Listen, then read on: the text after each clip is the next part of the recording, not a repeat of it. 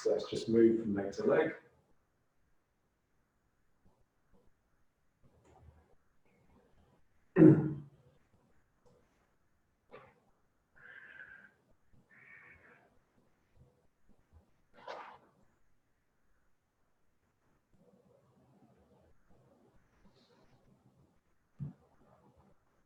So you want to feel the return. So as I sink into this leg, the energy is already flowing back. The energy is already coming back. So you want, imagine you're on a trampoline and your leg is actually the trampoline spring. And so the leg is springing the energy back and my body follows that. So my leg isn't really pushing me, it's bouncing me.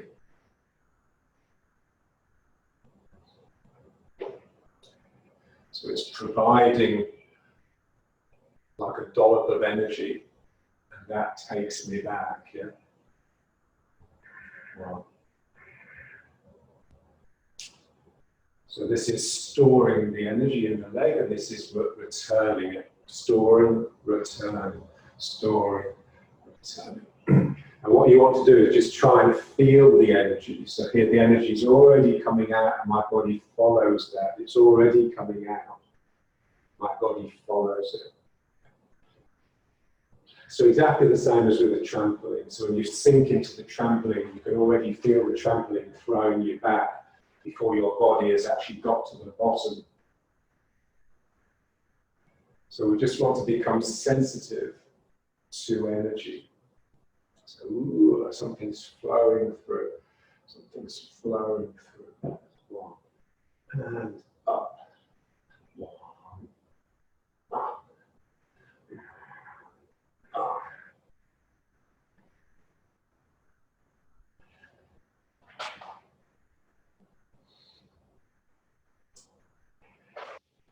And so the obvious blockage places are the hip and the sacroiliac, which blocks it from getting into the spine.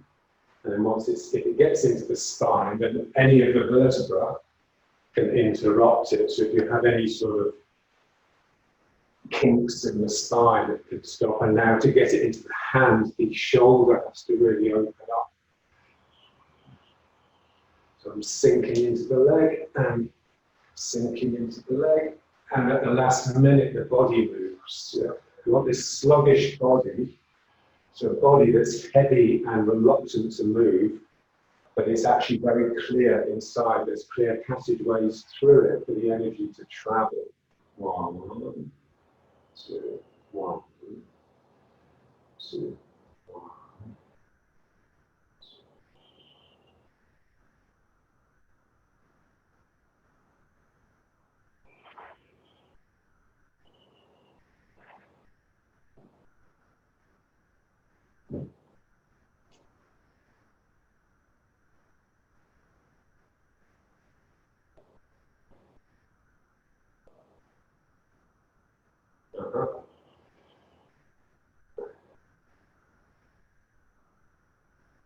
Okay.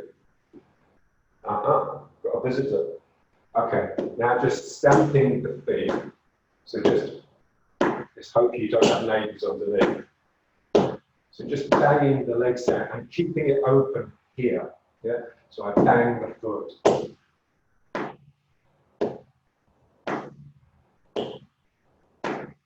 So it's a bit like impact aerobics. You're sort of just shocking the body, and you're trying to get the rebound to the top of the head. Yeah? So you're trying to feel the ricochet from the ground all the way up to the top of the head. So bang, bang, bang, bang, bang, bang.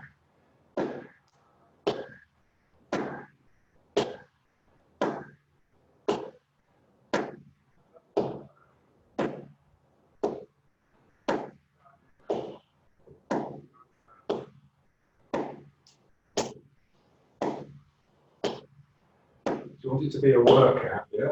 So,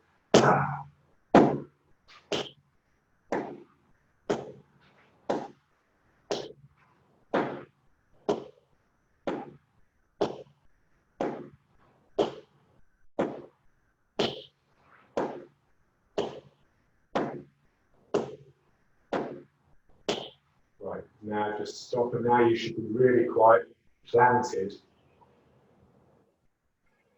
And just bounce it a bit. So remember, just keep tension here, keep some grip in your down chin, just to hold you together.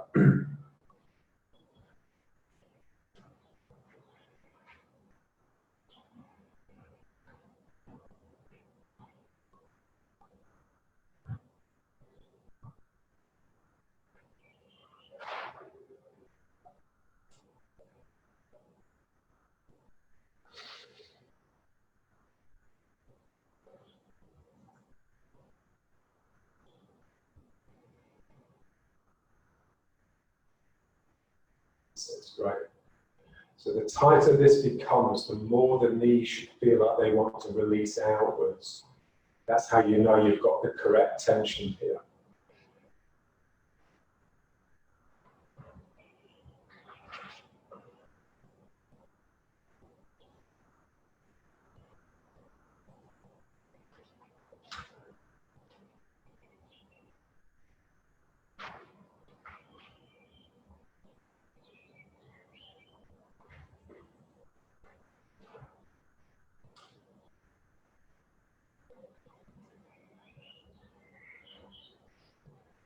Just make sure this is slightly forwards to where it wants to be. So as you bounce down, the upward from the bounce actually kicks this point upwards.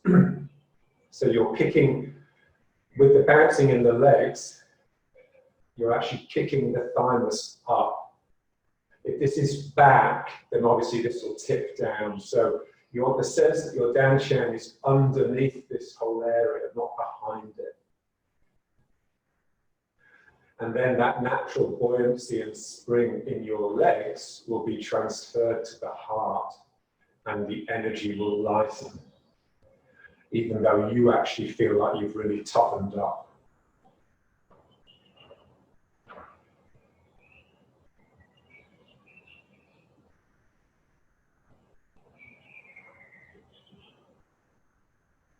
And now just tapping the belly, just to help it.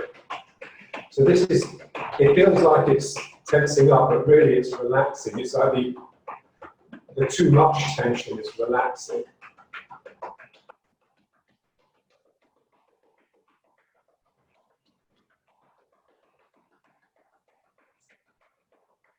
So you want the tension here to somehow flatten the back out a bit. So the opposite of your thumb sticking out, which is this. So when you bring the correct tension here, this flattens out. So just feel how, as you tap the belly and it slowly begins to grip and tighten up, the back flattens a bit.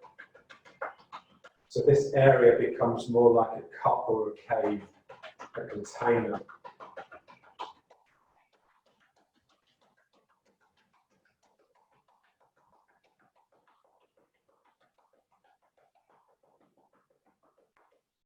Now just pulling the belly in. So you're squeezing the belly and pushing the energy back into the kidney area, and again stretching the lower back. So this is one of the few exercises that actually flexes the lower spine, so you have to be a bit careful because there's all sorts of nerves that can get pinched. But it's important to get some mobility there. Pulling in, pushing out. Pulling in, pushing out. And even though your hands and everything's working, you want it to start here. So the tension starts pulling in at the belly, and it's that makes my hands grip. And then I start pushing the belly out, and it's that pushes the hands out. So it all starts in the belly. Although it manifests in the hands, in the face, in the spine, and then push, pull, and push, pull, push, pull,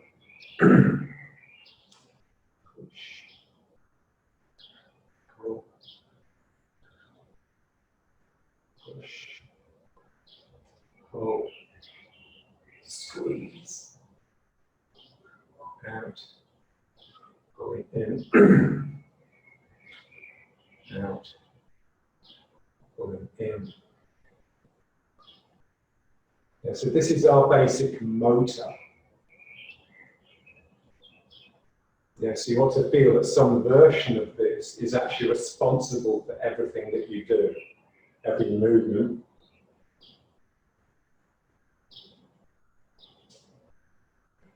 Yeah.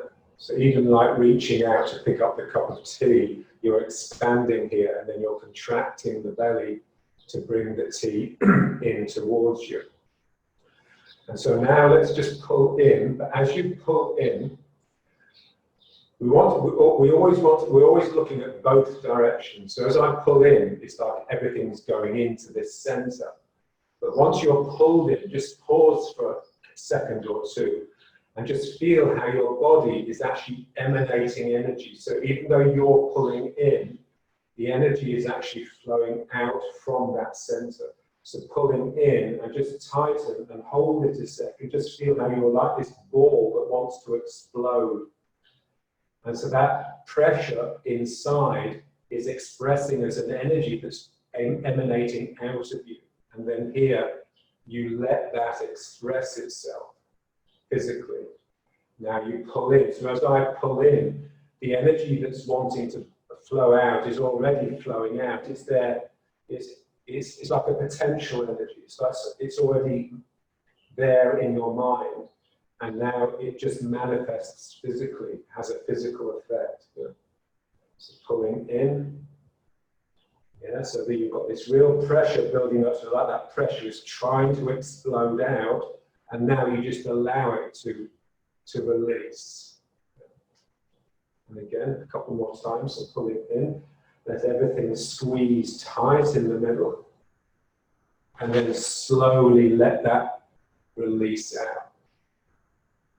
And again, pulling in.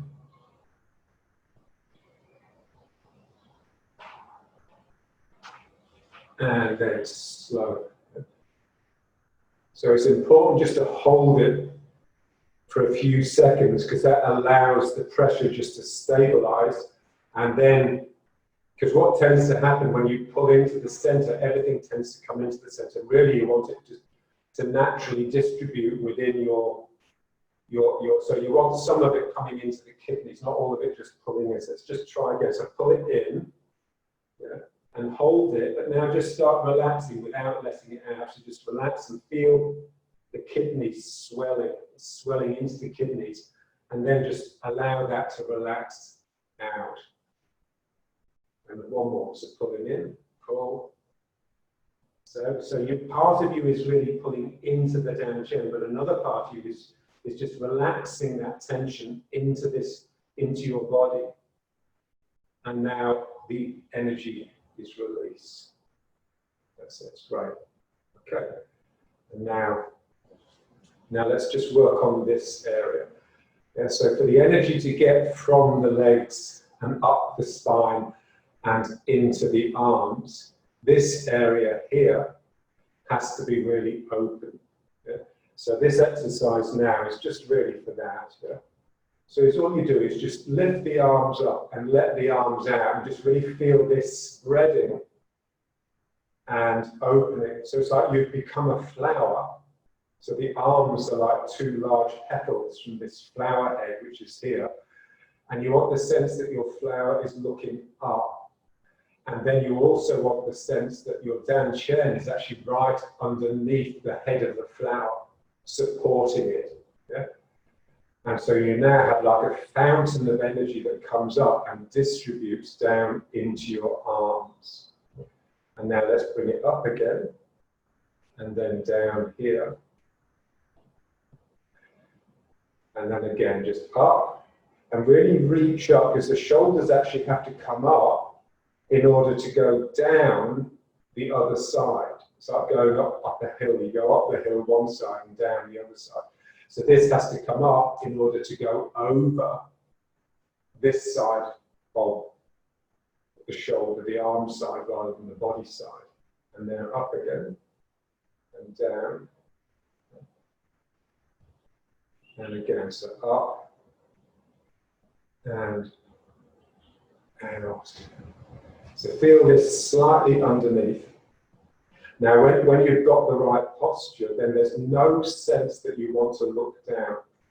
If anything, you want to look slightly up, like Jesus in those pictures. Yeah?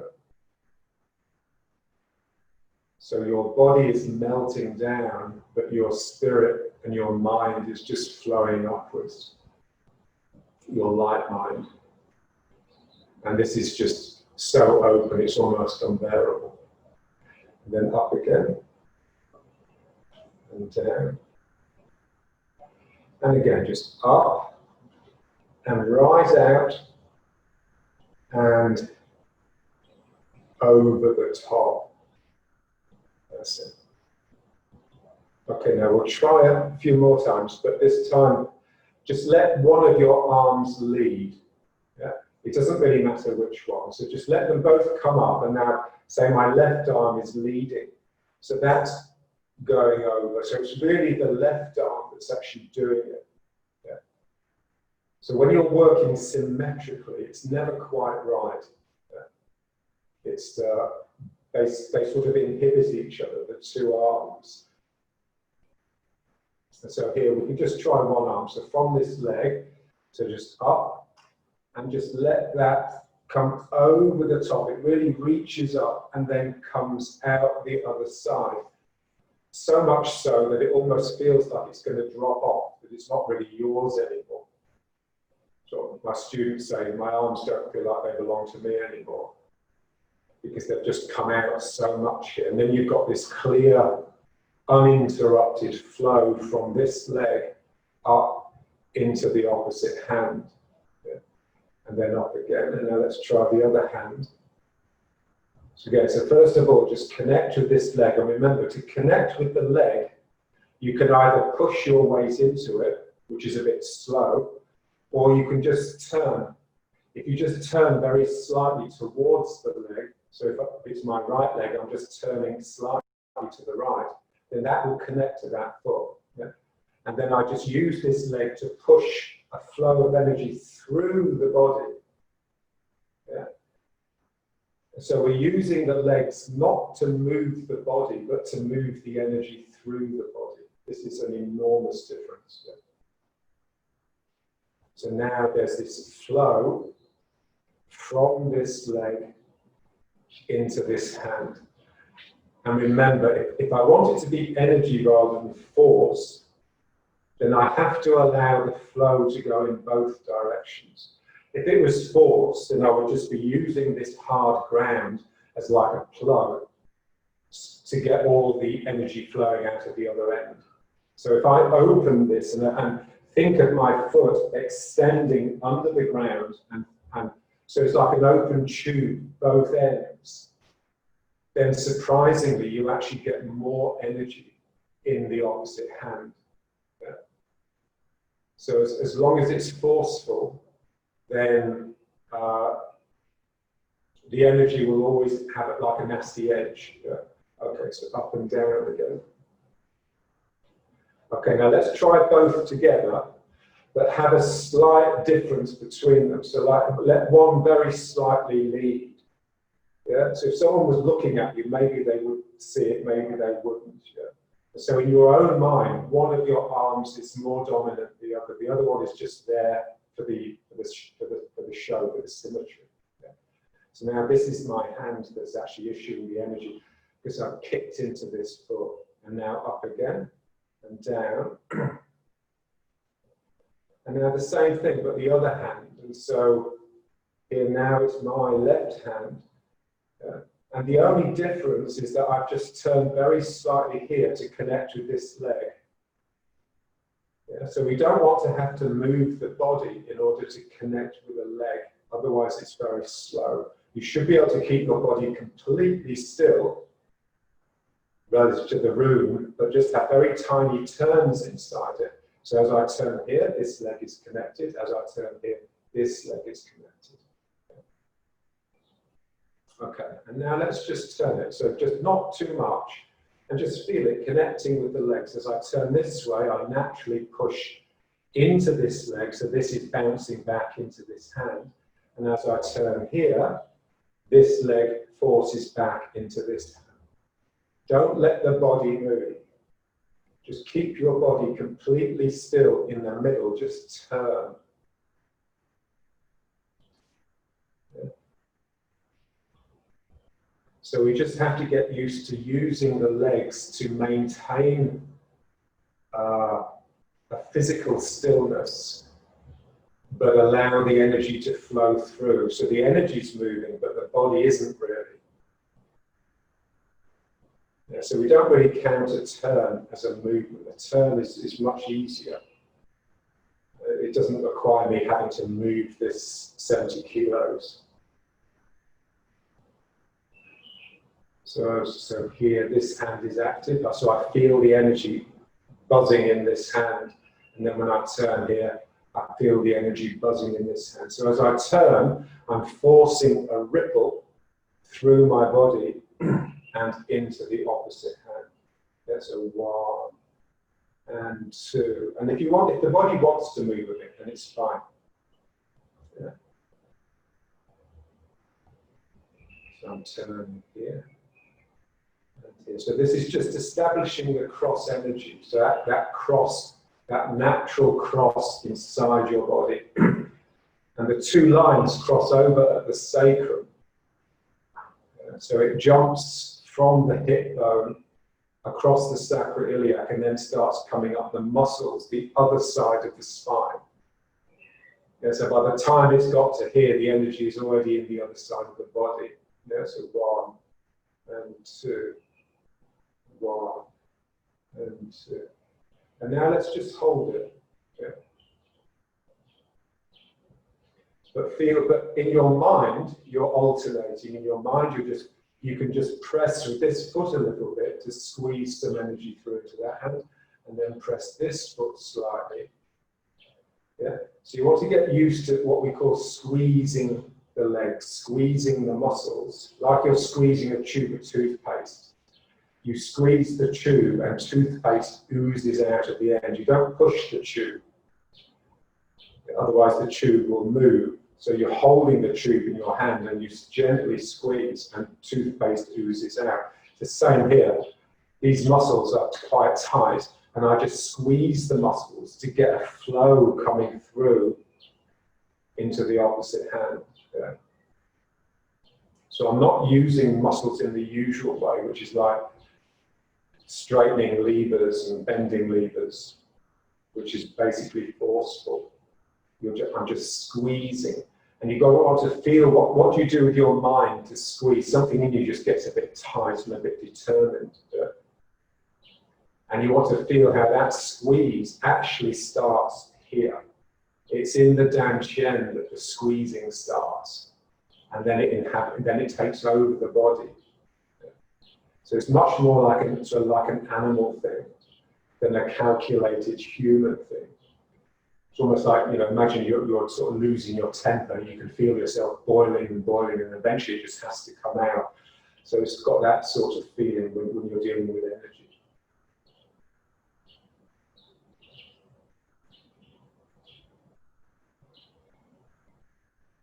So you want to feel that your arms are being held up by a supply of energy from each opposite leg. And you could actually hold this for like a good 20 minutes, half hour. I mean, by the end, you'd probably be screaming, but at least the arms would still be up here. And again, all the time, this is underneath this structure. The worst thing is if you let this happen, if I exaggerate. So you don't want to let the bum back. So your belly is forwards.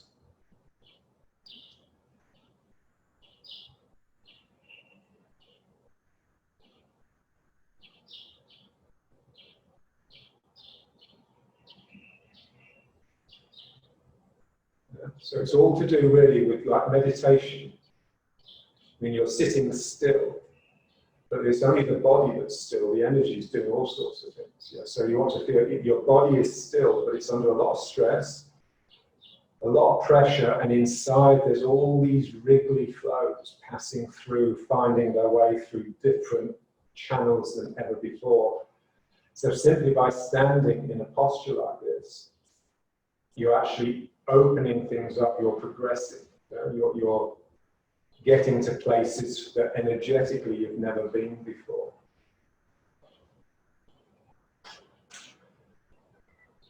And if you want to make it more real, just have like a child sitting on your shoulders.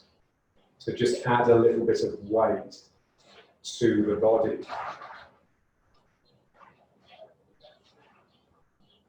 And now just bring the arms up into what we call the chimney. So again, just feel like this is like it's like a slow burning furnace that's just sending this hot air up the flue, which is your arms.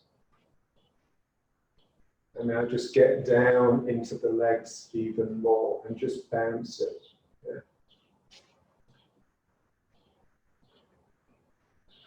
There's no end to how strong the legs need to be. It's always the limiting factor, really. Strength in the legs and the dantian, your ability just to put your mind in the dantian.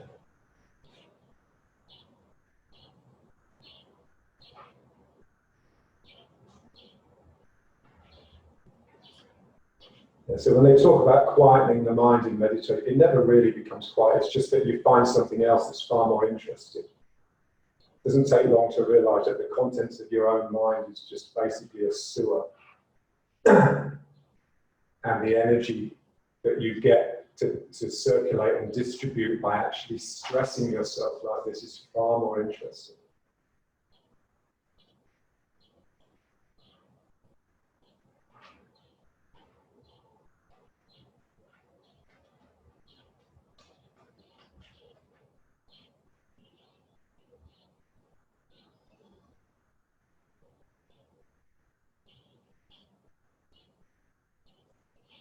So feel here how you have to have a bit of tension in the belly, otherwise your lower back takes too much strain.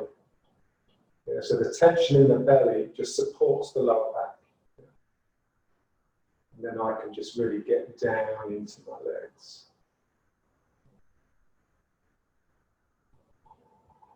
And then just out and in. Okay. So that was the energy that basically bounces through like trampoline energy. Yeah?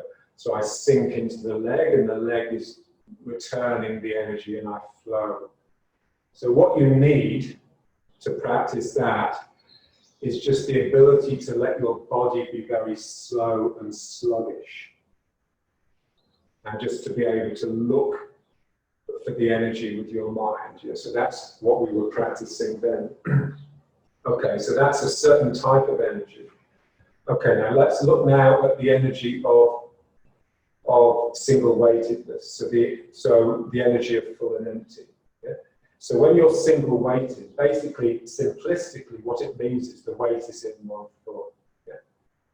But it doesn't just mean that. It's much more clearly distinguished full and empty. You know, in the classics it says that. So as I put my weight into one foot, I want something to happen to my upper body. I don't just want my upper body to remain like a block that is now only supported by one foot. What I want is to feel a separation between the two sides. This side, which is attached to the leg, is the full side. So it's full of mass and heaviness. And I want the feeling that that is just melting down through the leg. And then the other side is empty. So then that can fill with energy. And the energy is light. It's lighter than the air, so it wants to go up. So as I sink into the leg, it's not just that I'm moving my weight onto one foot. I am actually sinking down. I'm allowing this side of my body to flow through the leg and into the ground like a sink. And then the energy just naturally will come into the other side of the body. And the more you can take your mind off this side, the better. Because to start with, what we have minds that are heavy. Minds that are much more like our body than they are like our spirit. And what we would like to do is just develop a mind that is as light as the spirit. Like that picture of Jesus, yeah? So he's there and he's there, he's looking up, he's almost fainting backwards. And the reason he can look up is because his mind is really, really light. His mind doesn't soil the spirit, his mind is with his spirit. Yeah? So here I'm sinking down into this leg. And I want to just cast my mind down there as well. So I'm not looking at this, and that will release this arm upwards and allow my energy and my spirit to go up with it. Yeah. And then into the other leg. And again, this side of my body is melting down, and this side is becoming light and lifting up. So I'm actually housing these two realities, the physical reality of gravity and the spiritual reality of levity are both inhabiting my body at the same time, albeit in two different sides. This is the beauty of single weightedness. We can split the body in two. And then I slip into this leg and this comes up. Yeah. So now I've got energy into this side of my body simply by emptying it. I don't actually have to bounce out of the opposite leg. The energy is already manifest there because I've actually brought all my mass down into this other side. And if you can't feel it, then just hold it longer.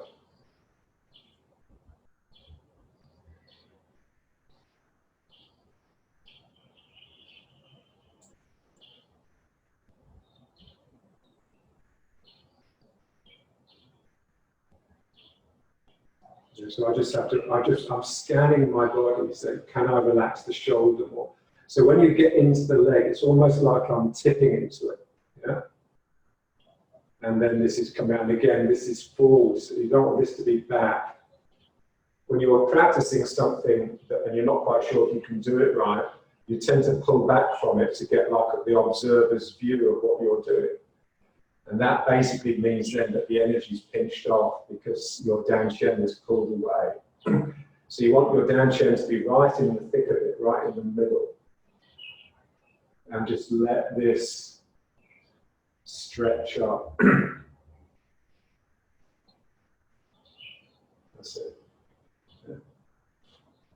And so, you know, you could do like a standing meditation. You know?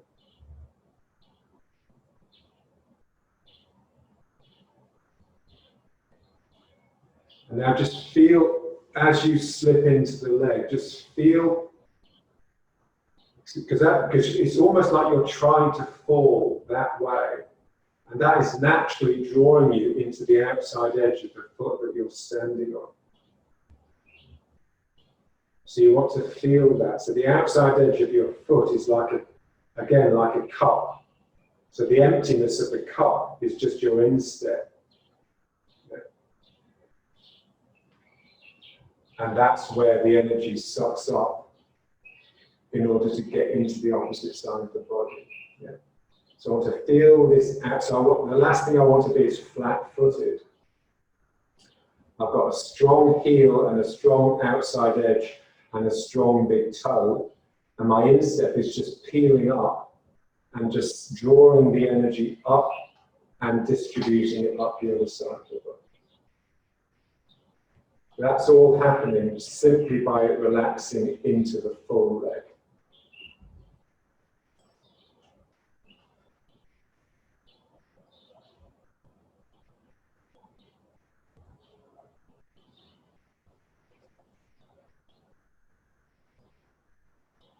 And one more. And if you want, if you want to get a real feel of it, then you just need to just hang on to something, like a handle, like on the tube train or in a children's playground. There's a high bar. You know, look, these exercise grounds they have now in parks. Just hold on the bar and just let your body So keep, obviously don't let your whole weight go on the arm, but feel basically the spine stretching. Yeah.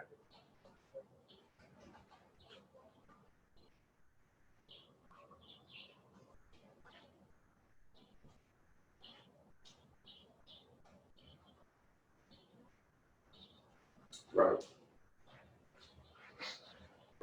Okay, so now the feet. So when we squeeze the muscles, a lot of that is actually coming from the foot, from the action of the foot. You know when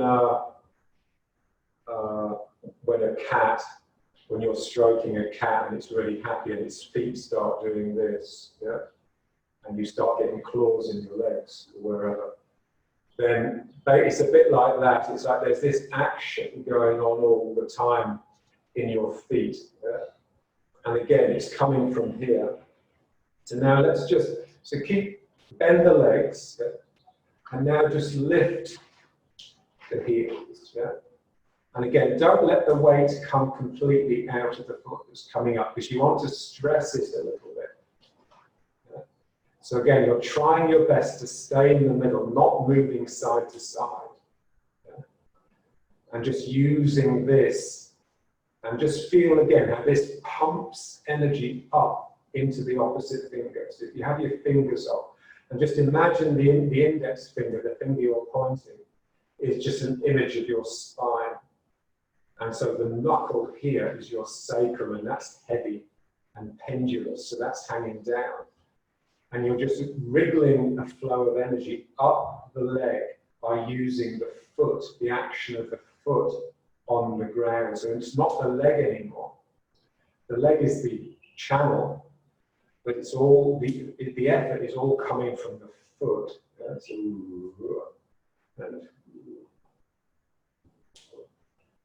So it's ripple energy. So you're getting a ripple of energy to flow up.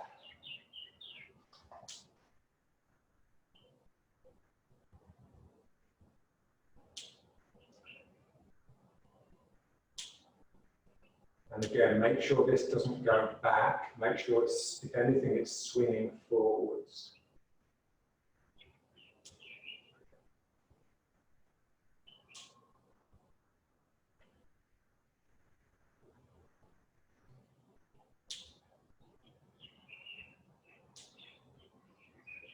Yeah, so it sort of wriggles and twists. The energy sort of trying its best to sort of get through. You have this sort of writhing spine. Yeah, so it's, and then you can actually feel, if you sort of let it go without getting too silly, then you can feel those places where it's a little bit blocked. And it's surprising just how tense the neck is. And even though the neck isn't really on the line, it is, because the muscles of the neck really attach into the shoulders. So if your neck is stiff, the energy won't get across the shoulder into the hand. And now just jogging on the spot with the heels up. Yeah? So it'd just be a gentle step or just a little jog. And just keep the heels off the ground, so it's like you're on tiptoes.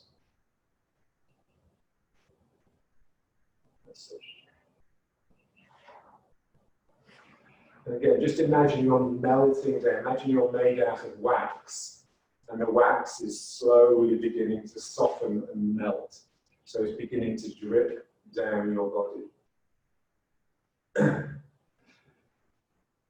And the foot, each time you come into the foot, it injects through that melting wax upwards into your head, your thymus, and your fingers.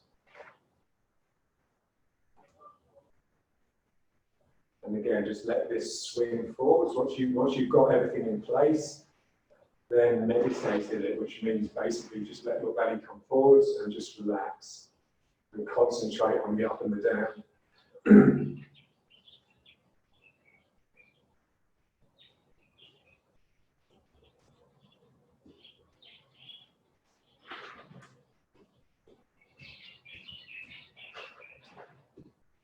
Yeah, Okay, so this is like calf energy. So this is the energy. This really is the strength in your calves, which are very important. In old English, the calves, because if you look at someone's calf that's well developed, it looks like a heart shape. So the calves were called the hearts of the leg. So it's not just that they look like a heart, they have that same pumping quality that actually pumps the energy through the leg.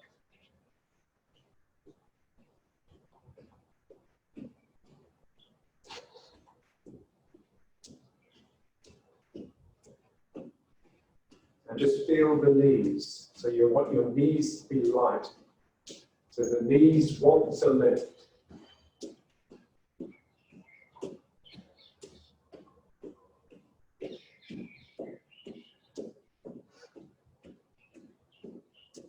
Yeah, so this is a bit like Osho's dynamic meditation. And every Friday morning, yesterday, so Friday is like a Saturday here. Down on the beach, they have a gathering of all the sort of hippies of Tel Aviv. And they all come and do Osho's dynamic meditation. They have musicians drumming. And it's 45 minutes of it's basically this. Yeah, so you're jumping. My version is like it's just a single weighted version. But you're springing, you're jumping from the toes. And it's amazing that you can actually keep it going, because if on your own, obviously you wouldn't be able to keep it going that long, but the group energy, the music, the exuberance, you find yourself the time just flies. Yeah? And then, of course, everyone just runs into the sea.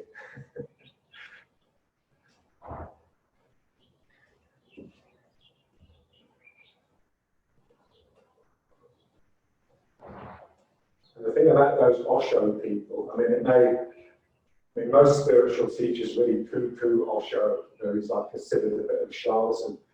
But the followers of Osho, I've never met one yet that hasn't had fantastic energy. Especially the teachers. Okay. Okay, so now let's just squat down.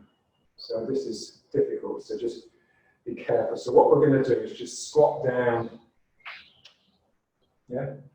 Just keeping the spine vertical and coming onto the toes, coming off the heels and then up again. Yeah? And then down.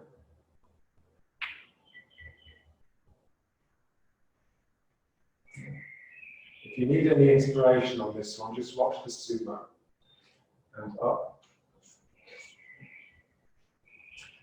So imagine you're standing there in front of your opponent and you're both going to squat down at the same time. And you daren't lean forwards because it just weakens you. It's like your eyes come off the person a little bit. So imagine you're just keeping your eyes with their eyes and you're just squatting down. And the deeper down you go, the more you feel your chest fountaining up. So this chest has become immensely proud as you've gone down. Now the difficulty, of course, is getting back up again. So here you just have to struggle to keep the spine vertical. And again, so up. And you're just making like a warrior's connection. Not just to the person in front of you, but to the ground beneath your feet and the heavens above your head.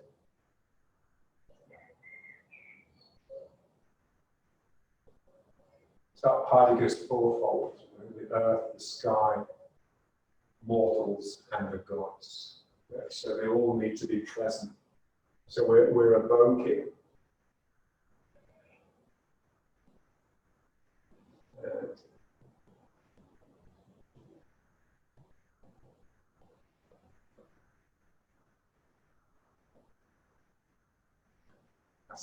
So what you want to try and just catch is how, because you're on your toes, the balance is never quite stable, but how that actually adds to the piquancy, to the spirit. The spirit is actually improved by instability.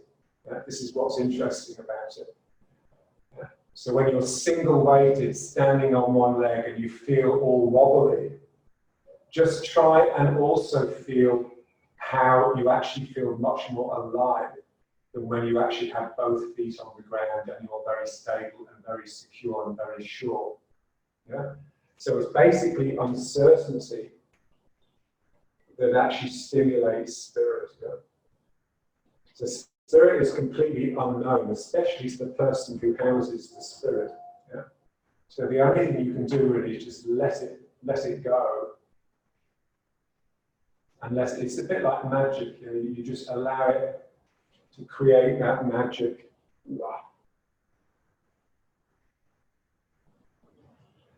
And a couple more. So one and down.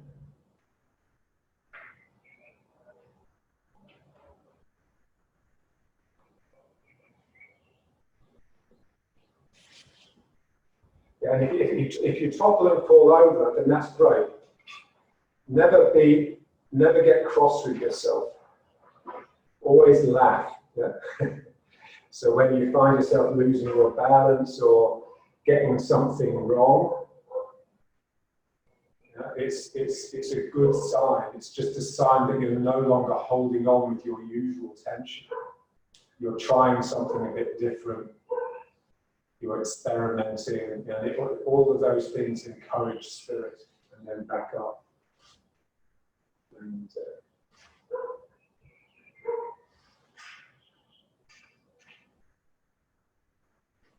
okay, great.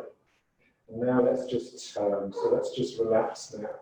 So do something familiar. So just turning. So again, keep that feeling of openness in the shoulders. Without that, it's basically a waste of time because your shoulders closed. So you always want the feeling that your thymus, this point here, your upper chest, is fountaining into your arms. And that your dantian is actually underneath that, supplying a pump of energy up, if you like.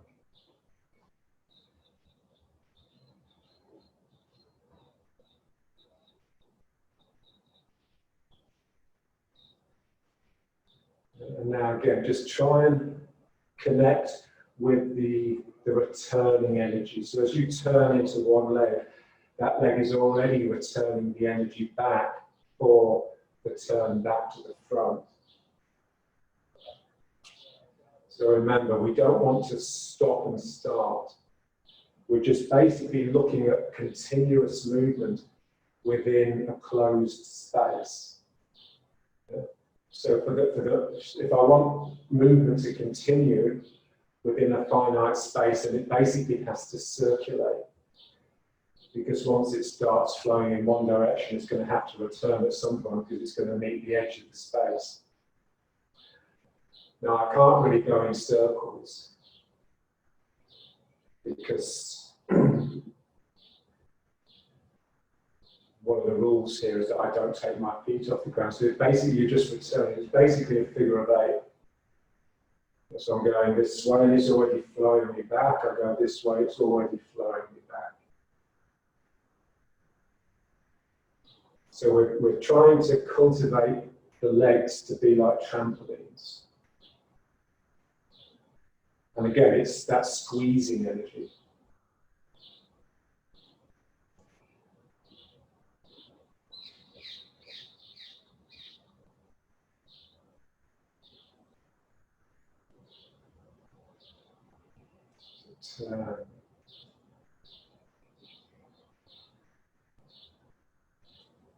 And just try and get the movement all the way down to the foot. So eventually it feels it's very much the action of the foot on the ground that's actually producing this return. So it's not in the hips, so you don't really turn the waist. So turning the waist is really for beginners. Yeah? It's actually your turn is getting all the way down to the ground. You're pumping from the ground, a bit like when we were pumping the heels up and down. So here It's I could bring my heel up to throw that energy back, and then here. Yeah? So the feet are very much active.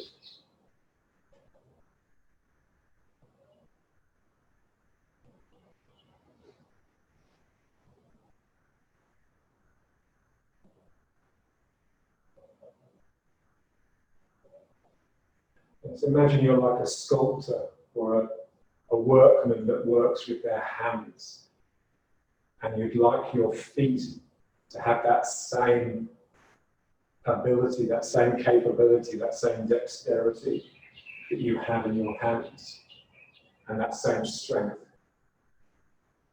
Yeah, so let's say you're a masseur, so you'd like to be able to massage with your feet as well as your hands.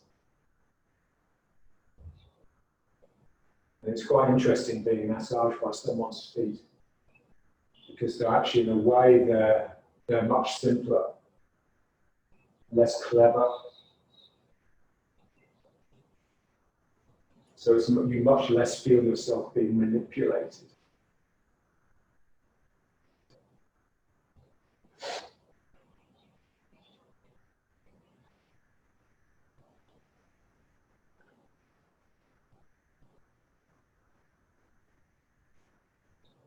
And to just get down into the legs, just feel heavy.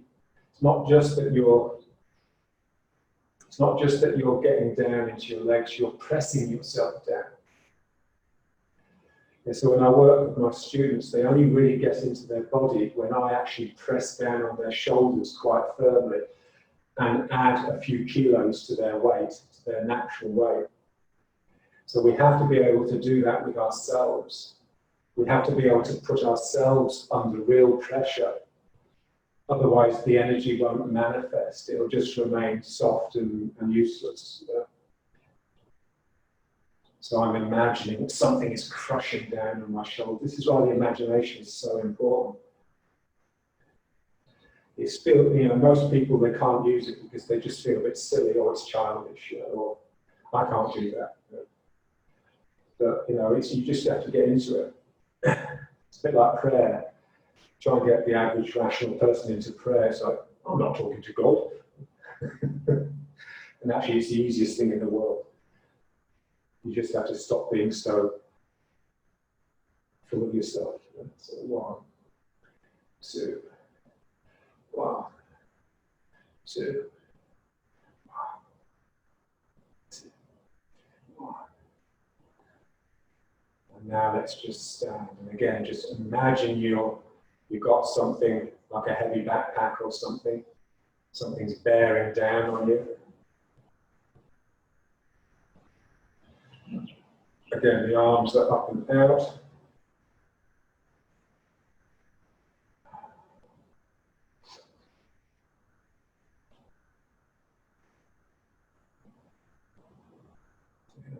So what you're looking for all the time is really a change of mood.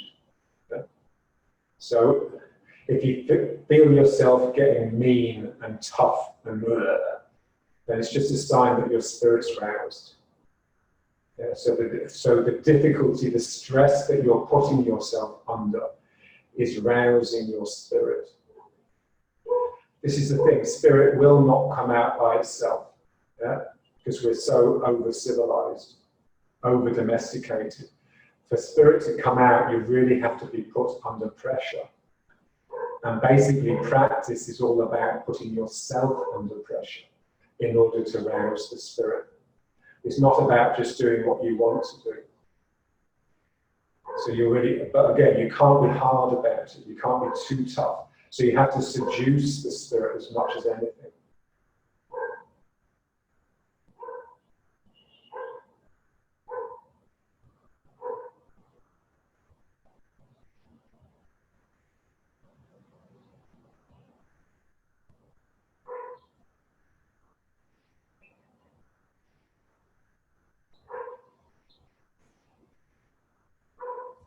Imagine like John's teacher, Yongsho John, his top student was Yip Tai Tak in Hong Kong. And he used to stand like this for 2 hours a day. Yeah? So his wife would be doing the housework and she would be calling out every 15 minutes so that he'd know where he was in the 2 hours. And by the end, he'd just be screaming. But imagine that intensity of spirit that he was actually practicing. The trouble with practicing like that is we burn out quite quickly, so you have to be careful.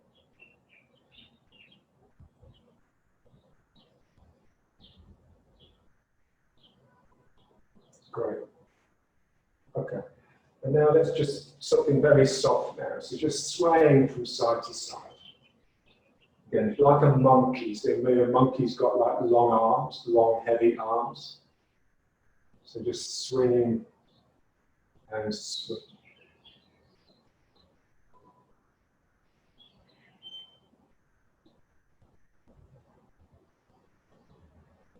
So you just want to keep going until your arms have come almost up to the shoulders. And then, so your body's already going back as the arms are still coming up. So what we're looking at really is the lag between different parts of the body. And that also will actually lend that elastic quality. So everything's held together, but it's held together elastically. So when your body works as one, there's these real resonances and wobbles within it, because all the joints are slightly elastic, so things get left behind, things surge ahead.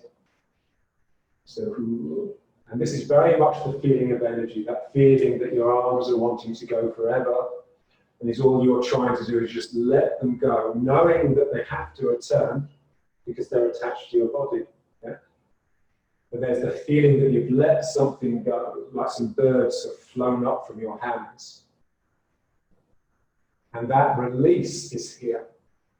So that release again is in the thymus. It's my thymus that allows the energy to actually leave my body. 1, 2.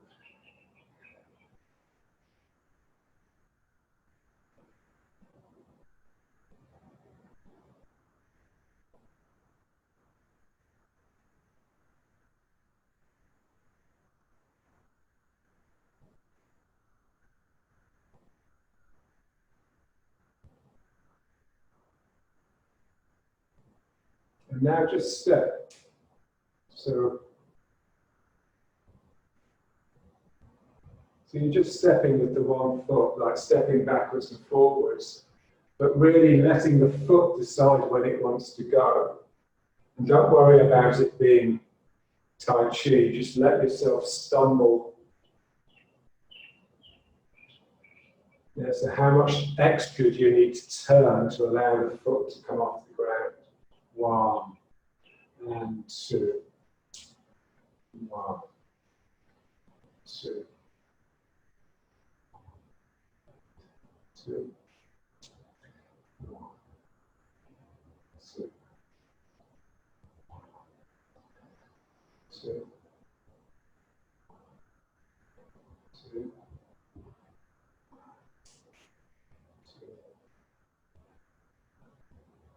And now, without breaking, yeah, just step with the other foot. So 1, 2, 1, 2, 1, 2, 1, 2, 1, 2, 1, 2.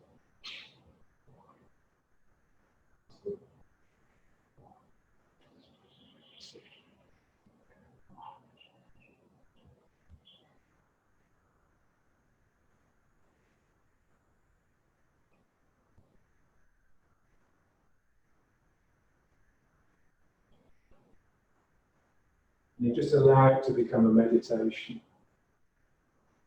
So what we mean by that is you just allow yourself to relax into it and let the mind just become taken over by the movement. So your mind stays on the job. You're not thinking about something else.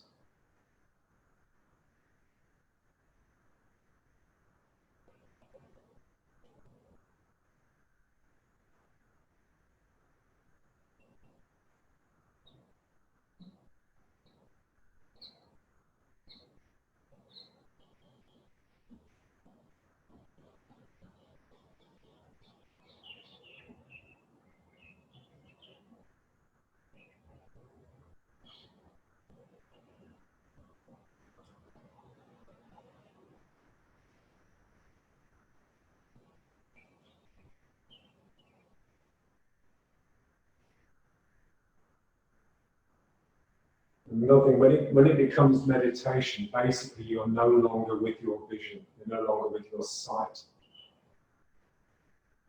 So what Dr. Chi used to say was, let the eyes hood. So the eyes almost close. So what's coming through is quite blurred. You can still see things, sort of.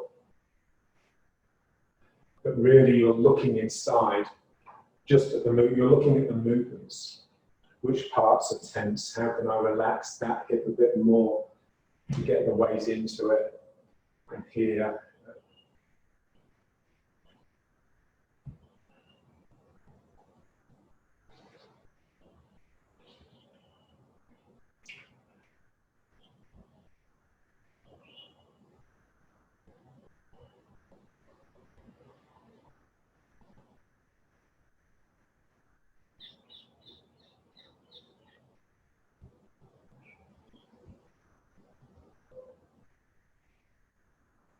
Right. And now let's just finish with just the breathing.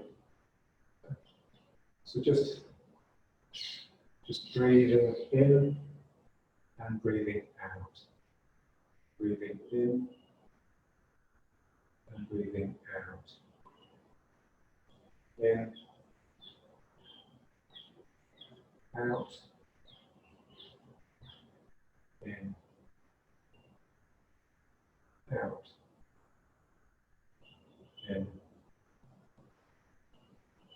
out, in,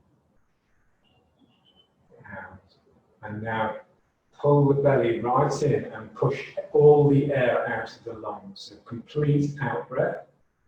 And then allow the air back in. And then using the diaphragm to breathe in. And then using the diaphragm to breathe out. And then using the belly, pulling the belly in to squeeze all the air out. And then pulling some air in by expanding the belly. And now pulling the diaphragm down to breathe in. So one. So there's two phases here. One is diaphragm and the other is belly. This is the belly. Belly breathing out.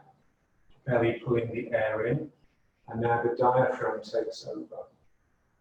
And the diaphragm pushing up to push the air out. And now the belly pulling in to squeeze all the extra air out of your lungs. And then the belly pushing out to pull some air in. And now the diaphragm dropping to pull more air. So 1, 2, 1, 2. So you want to try and feel the difference between the two phases. This is just normal diaphragm, but then this is now the belly getting involved in the breathing. Now the belly's sucking something in, and now the diaphragm takes over. So this is diaphragm, belly, belly, diaphragm, diaphragm, belly, belly, diaphragm. Now we're going to lift the arms above the head, and now the upper chest really expands to draw even more air in. And now I expel that air with my arms pushing down to get this air out, and then I use my diaphragm, and then I use my belly to expel. So now there's 3 phases. So one is the belly phase here, the diaphragm phase, which is the normal phase, and now me really stretching my upper chest open. They call this head breathing because it feels as though the air has come up into the head. And then you squeeze that extra out, and then you just use the diaphragm to push the normal breath out, and then you use the belly to squeeze empty. In more, and then really stretch. So not a lot of air comes in there, but it's significant, and you can actually just do head breathing. You can just breathe and stay alive just using head breathing. You don't need to use the diaphragm. So 1, and then in. Really stretching the upper chest, and then that goes out, and then you breathe out, and then pulling in the belly. And 1, 2 more. So this is it's one long in-breath followed by one long out-breath, but each has 3 phases that we want to try and distinguish, if only vaguely. So 1, breathing in, really sucking the air right in, and then squeezing that out, and now using your diaphragm, and now using the tightening of the belly. Now just let the belly expand, some air will rush in, then drop the diaphragm, even more air will rush in, and then really expand the upper chest into the head, and even more air will come in. And then down, down, and down. One more. So open.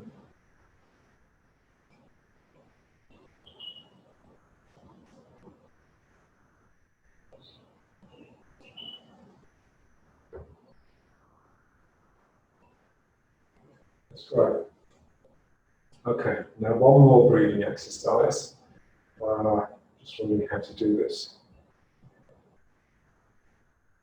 Yeah, let's just try it from here. So,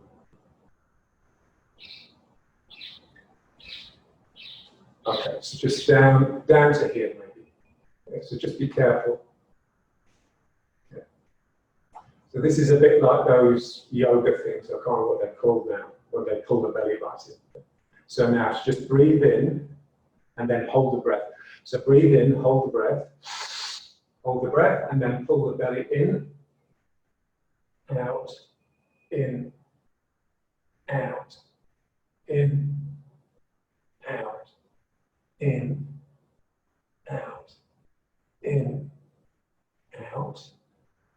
Good. Now just come up and just pause a few seconds. So I want to try and do that, and just try not to let the legs get involved. So try and stay down when you pull the belly in. So when you pull the belly in, you tend to straighten the legs. So let's just try again. So just down. Let's just feel the lower back strong. Okay, now just breathing in. And now hold the breath, and now just pull the belly in. Pull, push, pull, push, pull, push, and then breathe out. Breathe in, hold the breath, and 1,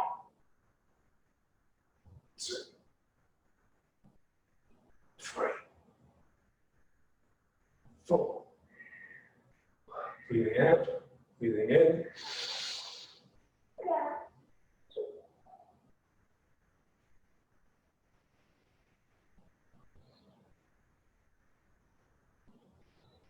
Okay, and then back up.